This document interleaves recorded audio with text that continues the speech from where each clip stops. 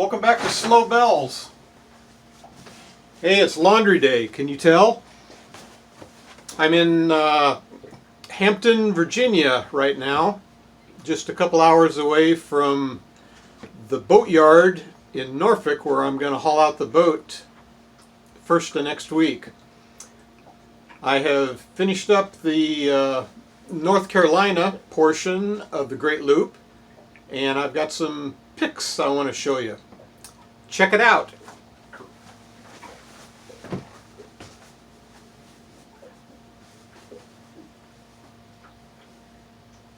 I hung out at the Southport Marina for a few days waiting for the wind to die down. I had my collected mail forwarded to me at the marina, did some laundry, stocked up on groceries, and wandered around town a little bit.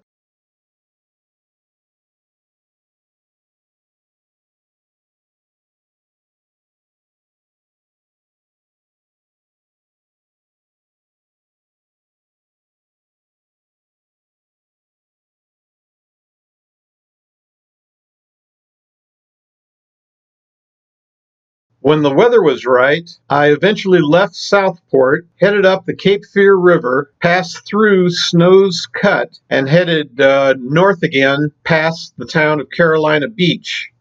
There are some goofy tides in Snow's Cut. A northbound ICW boat can catch a favorable flood tide in the Cape Fear River, but when you get into Snow's Cut, the tidal current will turn against you. Go figure.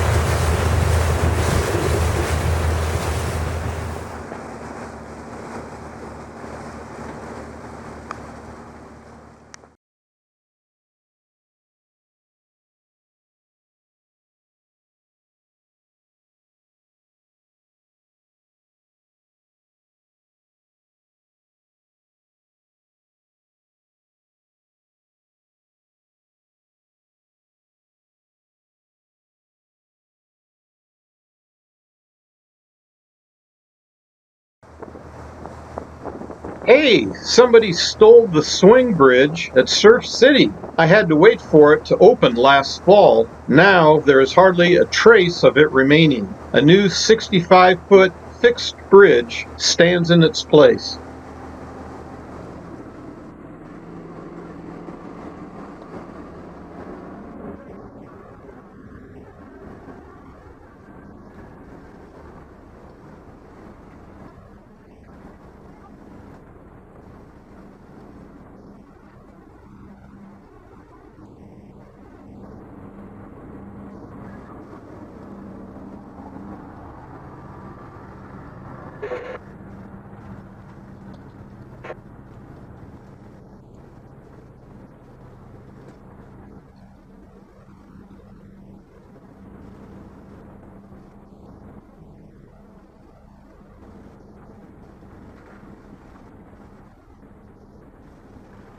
The anchorage at Mile Hammock Bay is a pretty cool place to stop. It's unusually large, it has plenty of depth, and no current. Surrounding the shoreline of the bay is Camp Lejeune Marine Corps Base.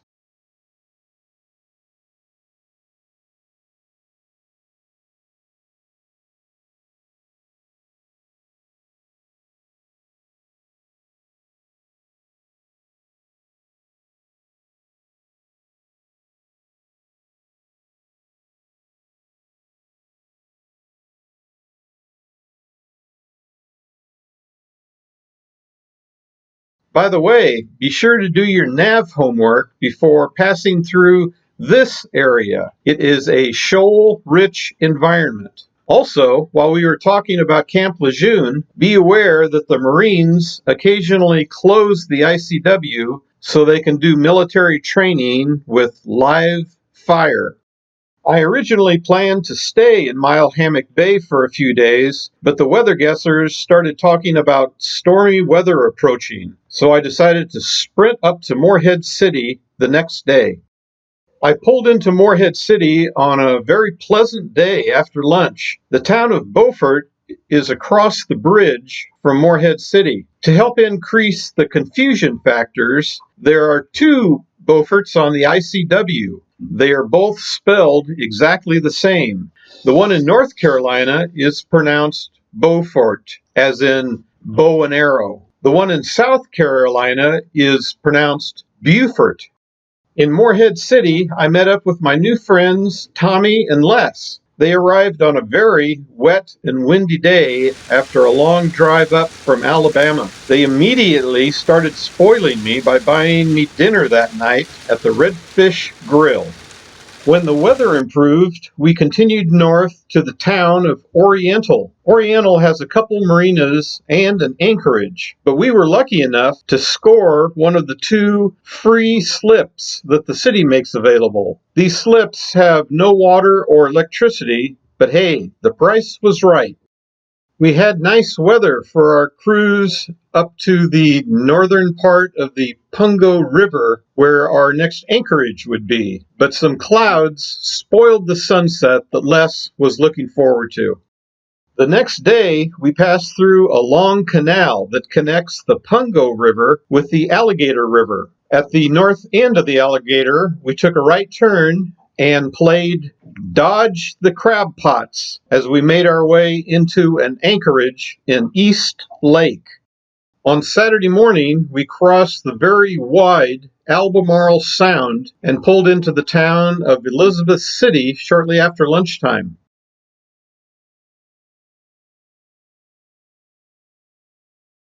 We stayed at the Pelican Marina in Elizabeth City for the weekend. It had a nightly rate of $35 per night, and that was unusually cheap in my experience. There is free docking available on either side of the bridge in Elizabeth City, but no shore power at the free docks.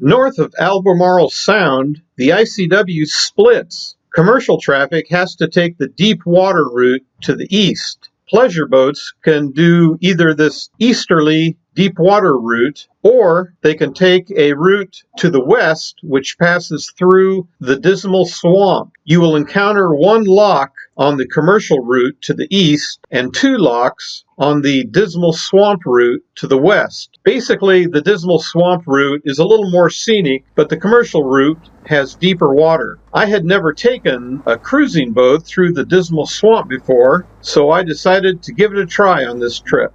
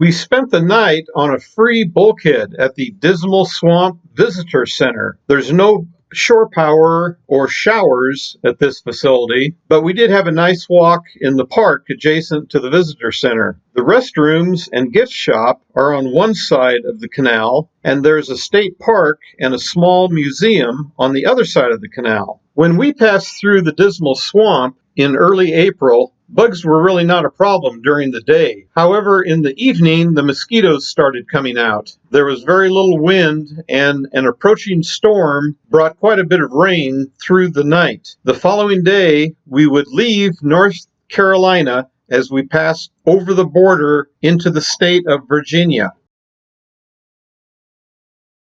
Most boaters have a basic knowledge of buoys. There are red ones on one side of the channel and green ones on the other side. If the water is too shallow, markers are used instead of buoys.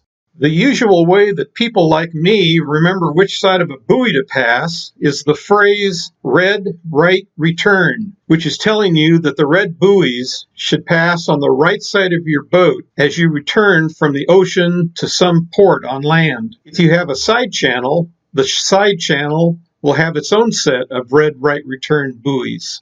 Here's an interesting question. Let's say you wanted to put a buoy right here. Should it be a red buoy for the main channel or a green buoy for the side channel? If your answer was both red and green, you would be right. These buoys or markers have one color on top and the other color on the bottom. Very fashionable, don't you think? The boater using the main channel knows that she should pay attention to the color on the top of the marker. The boater using the side channel knows that he should pay attention to the color on the bottom of the marker. This example was taken from the channel approaching Georgetown, South Carolina. A tugboat would be using the shipping channel on the left to get to the industrial docks further upstream. A pleasure boat weenie like me would be using the side channel on the right to get to the marinas in town. Buoy placement on the ICW is a little less intuitive. Here, you aren't really returning from the ocean to a port on land. You are running parallel to the ocean for hundreds of miles. So, should the red markers be placed on the east side of the ICW or the west side? I suspect that a very long time ago, a coin was flipped to decide this question, and this decision was to place the red markers on the west side of the ICW channel. You can think of it as red right returning to Florida, which a great number of retired people seem to do. At times, it can be a little confusing as to whether that red buoy up ahead should be left to port or to starboard. For an example, let's go back to Georgetown for a minute. The main shipping channel on Winyah Bay and Sandpit River uses the standard red right return idea for buoy placement. In this area, the ICW comes up from the southwest, then travels north up the bay for a bit, then leaves the shipping channel to continue following the Waccamaw River northward. As we just mentioned, the northbound boater who is going away from Florida is used to seeing green buoys pass by to starboard. The bottom line is that as the ICW passes through here, she should start out by leaving green ICW buoys to starboard. Then, as she passes through here, she should leave the red right return buoys to starboard. Finally, as she passes through here, she will need to switch back to leaving the green ICW buoys to starboard. This is a little confusing, but it's not rocket science. The navigator on your boat just needs to spend a little quality time with her charts prior to passing through these areas. By the way, Georgetown is one of many places you will run into this situation. Another example is the Cape Fear River near Southport, North Carolina. The ICW boater passes through this ICW area, leaving the green ICW buoys to starboard.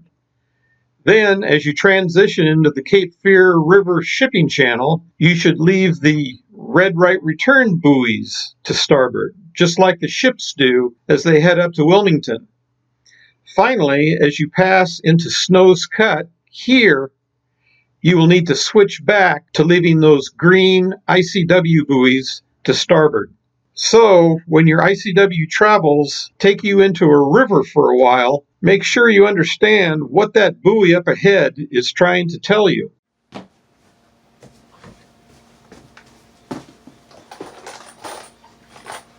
Hey, when it's laundry day, quarters are your friend. That's all I got for you this time.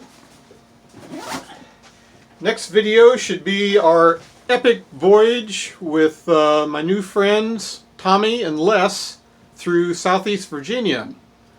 Dismal Swamp and Elizabeth River and all that exciting stuff. Later.